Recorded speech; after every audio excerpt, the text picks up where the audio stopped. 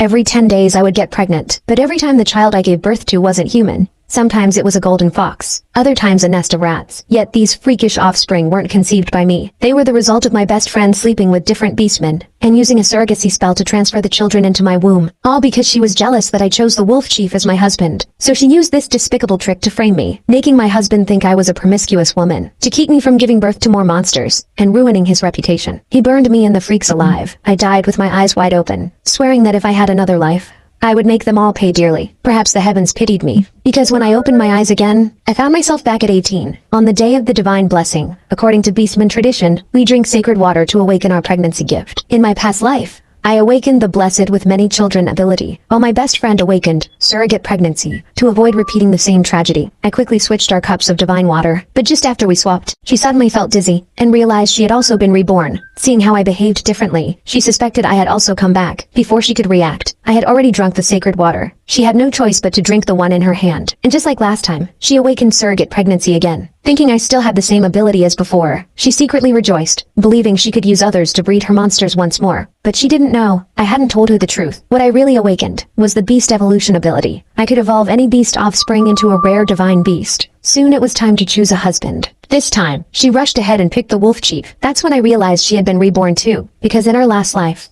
she chose the white snake. But I didn't get angry. Instead, I wished her luck, because I knew the wolf chief only seemed gentle on the surface. In truth, he saw women as breeding machines. In my past life, he forced me to give birth over and over, nearly killing me, knowing she was about to suffer what I once did. I felt genuinely happy. Then it was my turn to choose. Beastmen competed to win my favor. Some even started fighting, but I ignored them all, and chose my best friend's former husband from the previous life. She mocked me for being crazy, said I passed up strong beastmen to pick a useless snake who couldn't reproduce. But I didn't care about her ridicule, because I knew the white snake was actually a true dragon. Back in my previous life, when I had just transmigrated into the beast world, I was nearly assaulted by a group of beastmen. He saved me while in the middle of transforming into a dragon. To repay him, I promised to keep his secret, which was why the outside world still believed he was just a useless little snake. Still unaware of the truth, my best friend kept mocking me, told me I might as well be the one to breed for everyone, since the white snake had no reproductive ability, and I shouldn't waste my pregnancy gift. As the beastmen closed in, the white snake stepped forward and shielded me, kicked one of them away, unleashed his magic, and warned them not to test him. His overwhelming aura scared everyone into backing off. My best friend didn't stop. She kept trying to sow discord, called me a harlot, claimed I'd soon sneak off and birth cat or dog hybrids. But the white snake ignored her, picked me up and left. We returned to his cave to rest, but the next morning, he said he had to leave, to return to his birthplace and accept the dragon god's inheritance, so he could fully transform. To ease my worries, he swore to the heavens that he would protect me until his last breath. No sooner had he left, my best friend met with another beast man and planted another freak fetus in my womb. But thankfully, with my beast evolution skill, I could